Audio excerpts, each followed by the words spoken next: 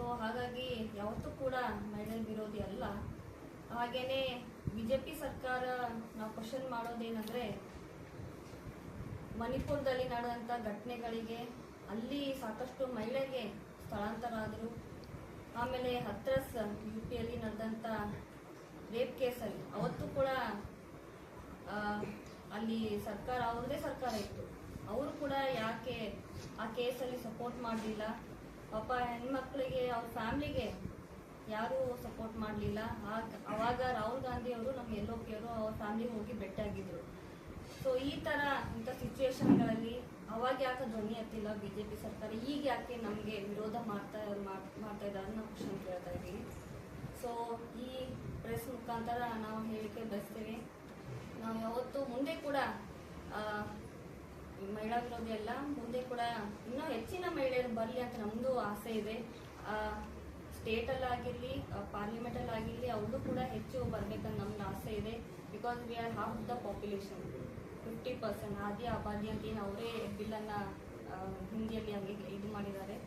ಹಾಗೆಯೇ ಇದನ್ನ ಡಿಲಿಮಿಟೇಷನ್ ಜೊತೆ ಕ್ಲಬ್ ಮಾಡಿರೋದ್ರಿಂದ ನಾವು ವಿರೋಧ ಮಾಡಿರೋದು. ತಮ್ಮ 2000 ಮುಂದಿನ ಎಲೆಕ್ಷನ್ 2029 ತಮ್ಮ ಏನು ವೋಟ್ ಗಳಿಸಲಿಕ್ಕೆ ಹೆಚ್ಚಿನ ತಮ್ಮ ಏರಿಯಾಸ್ ಕವರ್ ಮಾಡಲಿಕ್ಕೆ ಒಂದು ಈಸಿ ಪಾತ್ವೆ ಮಾಡ್ಕೊಂಡಿದ್ದಾರೆ. ಹಾಗೆಯೇ ತಾವು ನೋಡ್ಬೋದು, ಇಡಿ ಮತ್ತು CBI ಎಲ್ಲ ತಮ್ಮ ಮುಖಾಂತರ ನಮ್ಗೆ ಹೇಗೆ ಬೇಕೋ ಆಗಿ ಬಳಸ್ತಾ ಇದ್ದಾರೆ.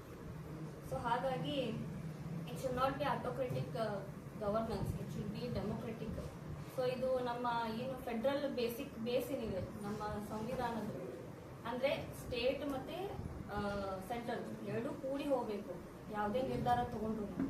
ಸೊ ಹಾಗಾಗಿ ಇದನ್ನ ಧಕ್ಕೆ ಆಗುತ್ತೆ. ಸೊ ಹಾಗಾಗಿ ಎಲ್ಲ ಪಕ್ಷಗಳನ್ನ ಸಮ್ಮತಿಯನ್ನ ತಗೊಂಡು ಮುಂದೆ ಯಾವುದೇ ಬಿಲ್ ಪಾಸ್ ಮಾಡಿದ್ರು ಎಲ್ಲ ಪಕ್ಷದ ಸಮ್ಮತಿ ತಗೊಂಡು ಮಾಡ್ಬೇಕಂತ, this is how constitution should go, the democracy should run ಅಂತ ನಾನು ಹೇಳಕ್ಕೆ ಬಯಸ್ತೇನೆ. ಮೇಡಮ್, ಇದು ಮೊನ್ನೆ ಆದಂಥ ಒಂದು ಅಮೆಂಡ್ಮೆಂಟ್ ಅವರು ತಿರಸ್ಕರಿಸ ಆಗಿದೆ, ಅದರ ಎಫೆಕ್ಟ್ ಬಂಗಾಲ್ ಎಲೆಕ್ಷನ್ನಾಗ ಆಗ್ಬೋದಾ? ಯಾವ ಇಲ್ಲ, ಆಗಲ್ಲ. ಯಾಕಂದ್ರೆ ಸಮೀಪ ಬಂಗಾಲ್ ಎಲೆಕ್ಷನ್ ಇಟ್ಕೊಂಡ ಈ ರೀತಿ ಒಂದು ಅಮೆಂಡ್ಮೆಂಟ್ ಪಾಸ್ ಮಾಡಕ್ ಕೂತಿದ್ರು, ಮಹಿಳೆಯರ ಪರವಾಗಿ ಅಂತ ಹೇಳಿ ಒಂದು ಬೇಸ್ ಇಟ್ಕೊಂಡು ಹೋಗ್ತಾ ಇದ್ರು.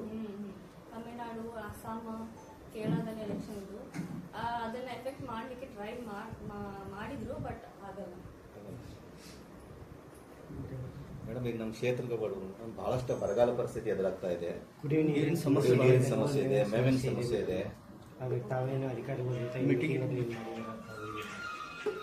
ಸರ್, ಈಗಾಗಲೇ ಕೆನಾಲ್ಗಳಲ್ಲಿ ಘಟಪ್ರಭಾ ಸಾಕಷ್ಟು ಅಧಿಕಾರಿಗಳ ಜೊತೆ ಮಾತಾಡಿ ಸಚಿವರು ಕೂಡ ನಿರಂತರವಾಗಿ ನೀರು ಬಿಡುಗಡೆ ಮಾಡುವಂತ ಅವರ ಸೂಚನೆ, ಇಟ್ಸ್ ಸ್ಟ್ಯಾಂಡಿಂಗ್ ಇದು ಕೊಟ್ಟಿದ್ದಾರೆ, ಇನ್ಸ್ಟ್ರಕ್ಷನ್ಸ್. ಸೊ ಇನ್ನೂ ಬೇಕಾದ್ರೆ ಈಗ ಯಾಕಂದ್ರೆ ಇವ್ಯಾಪರೇಷನ್ ರೇಟ್ ಆಲ್ಸೋ ಮ್ಯಾಟರ್ಸ್, ನಿಂತಲ್ಲೇ ಕಾವಾಗಿ ಇದಾಗುತ್ತೆ ಇವ್ಯಾಪರೇಟ್. ಸೊ ಫ್ಲೋ ಇರ್ಬೇಕಂತಂದ್ರೆ ಕಂಟಿನ್ಯೂಸ್ ಆಗಿ ನಿರಂತರವಾಗಿ ಬೇಕಂದ್ರೆ ಹೆಚ್ಚುವರಿ ಮಾಡ್ತೀವಿ. ಮೇಡಮ್, ಈಗ ಗೋಟ್ರು ರೋಡ್ ಒಂದು ಭಾಳ ಹದಗೆಟ್ಟು ಹೋಗಿದೆ. ಸ್ಟೇಟ್ದವರು ಸೆಂಟ್ರಲ್ದವ್ರ ಹೆಸರು ಹೇಳ್ತಾರೆ, ಅವರು ನಿಮ್ದು ಹೇಳ್ತಾರೆ. ಹೌದು ಸರ್, ಕರೆಕ್ಟ್. ಇವತ್ತೇ ಕೂಡ ನಾವು ಮಾತಾಡಿದೀನಿ, ಇನ್ನು 5 ದಿವಸದಲ್ಲಿ ಮಾಡ್ತೀನಿ ಅಂತಾರೆ.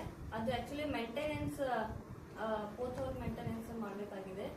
ಬಟ್ ಡಿಲೇ ಯಾಕಾಗ್ತಿದೆ ಅಂದ್ರೆ it's because the land acquisition problem ಹೇಳ್ತಾ ಇದ್ದಾರೆ ಅವರು.